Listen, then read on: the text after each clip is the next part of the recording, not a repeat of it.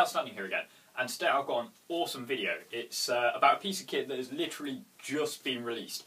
Now, I got this from a mate over at JSOC.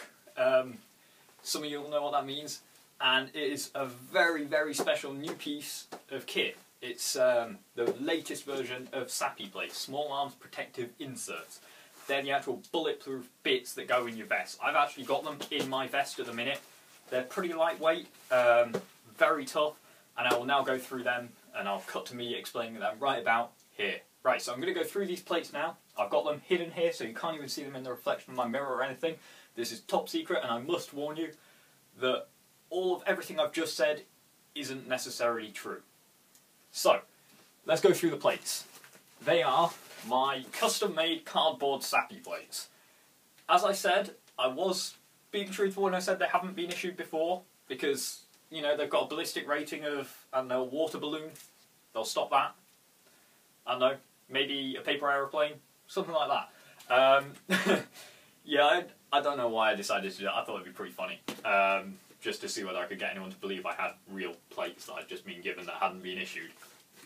But no, I just decided to make these because I know there are a couple of them on the market you can buy for airsoft gear. I know in America and places like that where airsoft's a bit bigger, you can get, I think it's King Arms, G&G do them, I believe G&P makes some as well, but I'm not 100% on that. But in the UK, you just can't find them. I've searched everywhere for them. You just cannot get them. So I made my own. This is, I think it was 3mm thick cardboard. The boxing from our computer, actually, not my gaming computer behind you.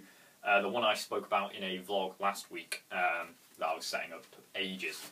But this is made out of the cardboard from that. As you can see, it's HP desktop PC. You know, there's a piece of barcode on the back there that's been cut off, so you know it's pretty useless. But these are just plates I decided to use. I thought that, you know, I wanted a kind of structure to my plate carrier, which is a bit floppy and bendy, even though it is kind of a replica of a London Bridge one.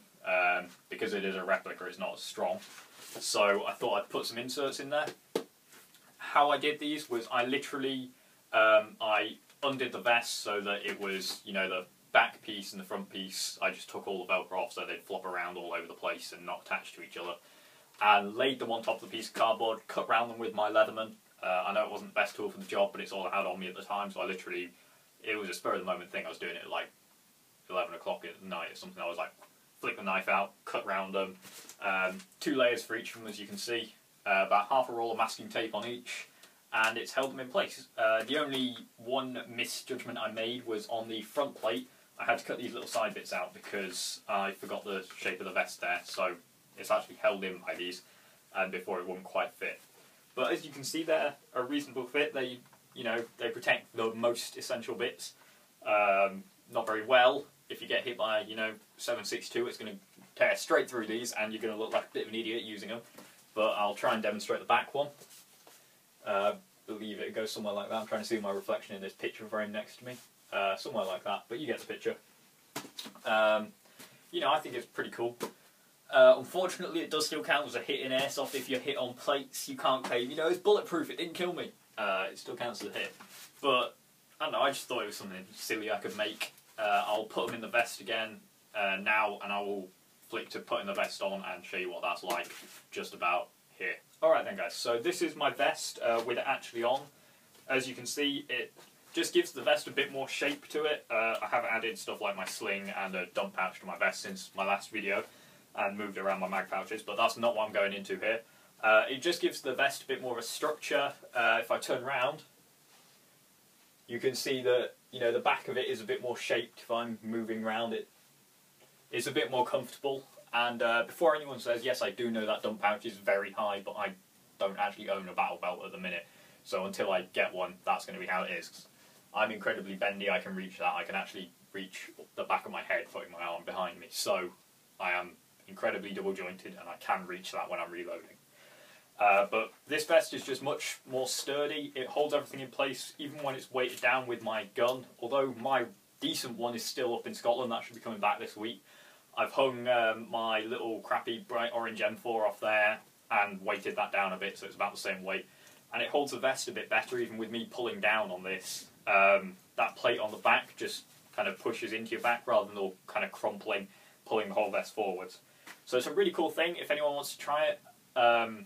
You know, if you either want to do a home project like I did, or you can't afford the SAPI plates, the replica ones, not the real ones because they're ridiculously expensive, or like me, you're in the UK, or any other country that just doesn't let you buy replica SAPI plates very easily. I think the one pair I saw on Amazon were like 30 or 40 quid, and there's no way I'm spending that on a piece of foam.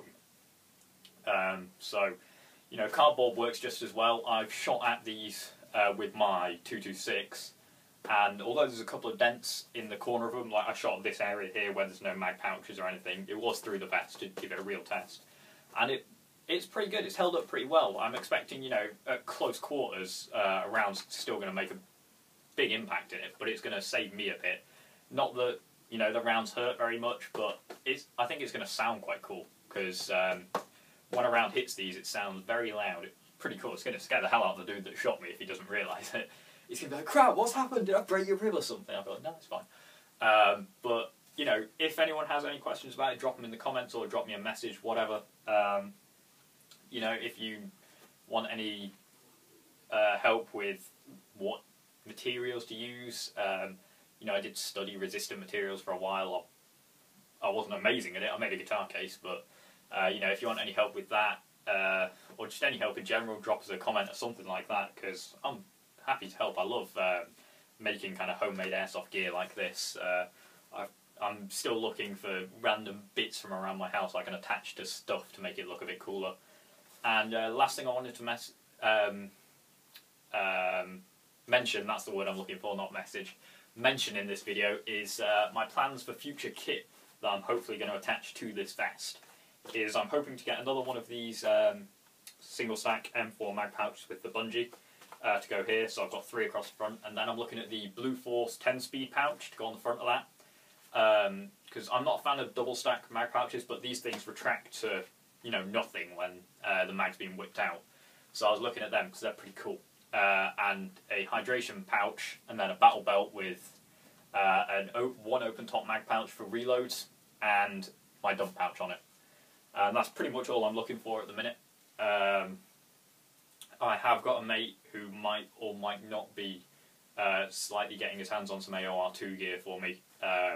He needs to double check that, and that'll be pretty awesome if he can, because I'm pretty sure I'll be the only one definitely around the area I go to for airsoft that has AOR gear. AOR2 is probably best for UK, obviously, because we're a lot darker colours than US, where a lot of guys wear tan. You wear tan in the UK, you're going to get spotted pretty quickly because we have this darker, foresty look. If you've seen DPM, that blends in pretty well, so AR2 just disappears. I saw a test with it down in Cornwall, I think it was. Guy had a sheet of AR2 camo, put that up against something, sheet of DPM camo, and the AR2 just disappeared almost. It was ridiculous. But that's kind of the plans for my airsoft coming up in the future. Don't know when I'm going to be able to afford all that. And that's pretty much it. I will still be having all my tactics videos coming out every Wednesday. They are UK time, because I was looking on all the stats for YouTube the other day, and I noticed a couple of guys from Russia watch this.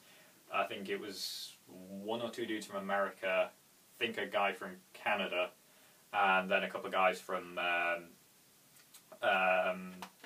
Sweden, that's the one. So, you know, that's pretty cool.